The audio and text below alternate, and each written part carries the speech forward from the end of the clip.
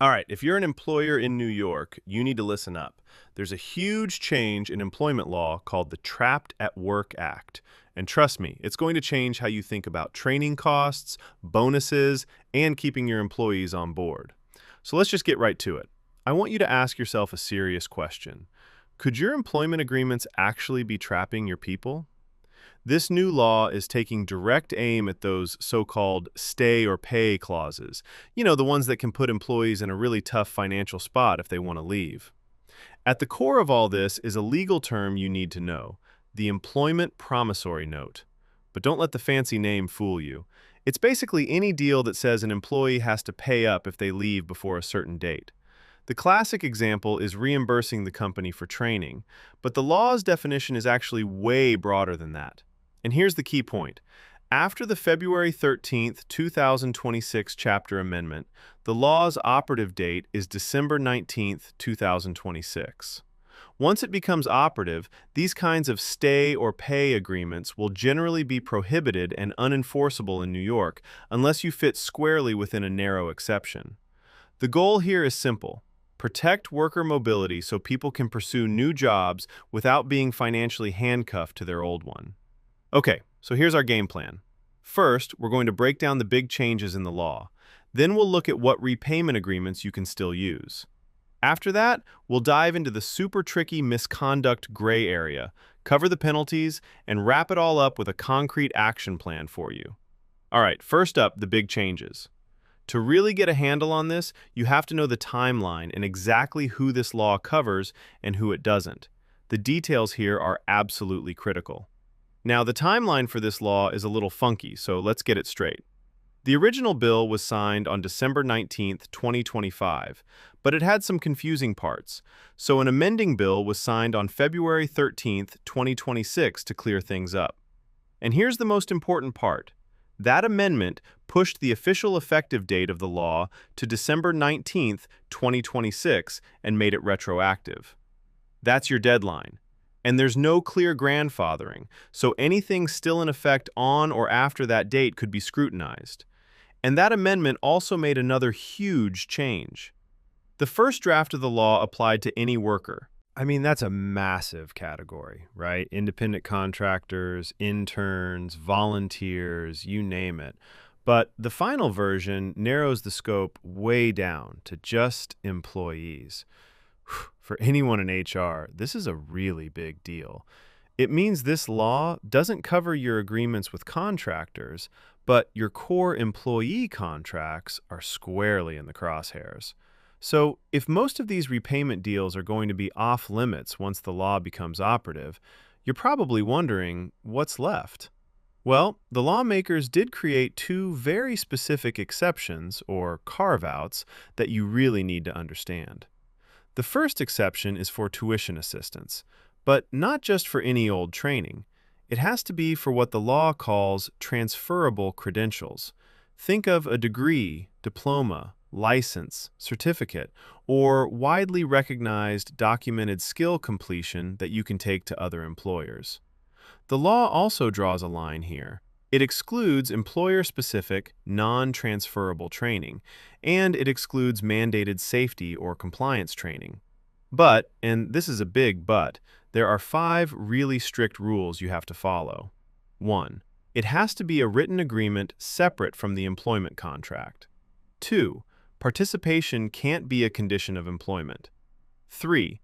The repayment amount has to be spelled out before the employee agrees, and it can't exceed the employer's actual cost. 4.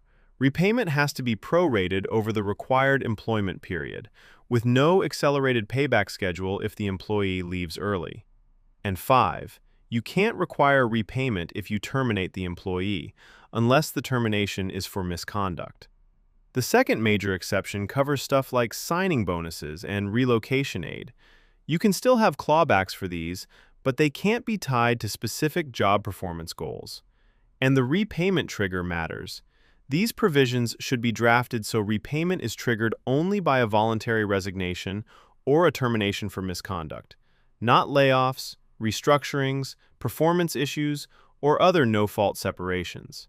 You also can't ask for it back if it turns out the job wasn't what you said it would be. And that brings us to the biggest challenge with this new law.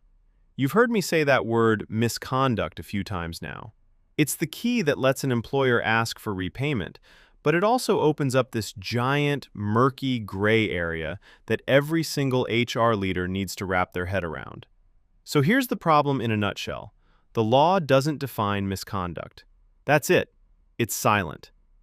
This creates a huge risk for employers because there's no official playbook to follow when you're writing or trying to enforce these repayment clauses. So with the law being silent, where do we look for answers? Well, the truth is, the legal interpretation is completely unsettled. Now, we can look at the guidance from New York's unemployment insurance system for some clues. It might be informative, but let me be really clear. There is absolutely no guarantee a court will use that same standard. This is a critical point of risk. So, with that big warning in mind, what might count? If we look at the UI guidance, we get a practical framework, even if it isn't legally binding. It includes things like clear insubordination, like directly refusing to obey an order, or falsifying time records, criminal acts connected to the job, a documented pattern of unexcused absences after you've given warnings, fights at work, or gross negligence. This gives you a starting point for your policies, but it is not a legal safe harbor. All right, let's get down to the most important part, your action plan. But first, you need to understand what's at stake. Let's look at the penalties for getting this wrong, and then we'll map out exactly what you need to do next. The financial risks here are serious. We're talking penalties of $1,000 to $5,000 per violation. And get this, each employee who has a non-compliant agreement is considered a separate violation. So if you have 20 employees with the same outdated clause, you could be looking at a penalty of up to $100,000. It adds up really, really fast. And how does this get enforced? One important detail, there's no standalone private right of action under this law. Instead, the process typically kicks off when an employee, or even a prospective employee, files a complaint with the New York State Department of Labor. The NYSDOL then investigates the claim to see if a violation happened. Okay, here it is, your 4-step action plan to get compliant. Step 1. Audit. You need to pull every single document with a repayment clause. Offer letters, contracts, you name it. Know what you're working with. Step 2. Revise your education agreements. Make sure they are only for transferable credentials and that they meet all 5 of the law's strict requirements. Step 3. Revise your bonus agreements. Go through and update your bonus and relocation deals so they perfectly align with that new misconduct exception and the voluntary resignation only trigger. And finally, step 4, and this one is non-negotiable. Consult. You have to work with your legal counsel to navigate that misconduct gray area and make sure you are fully compliant by the December 19th, 2026 deadline. And that brings us to one last thought. Let's say you do all this work, and your agreements are perfectly compliant. The next question you have to ask is, are they still competitive? Because this law is more than just a new compliance hurdle. It fundamentally changes the game for attracting and retaining talent in New York.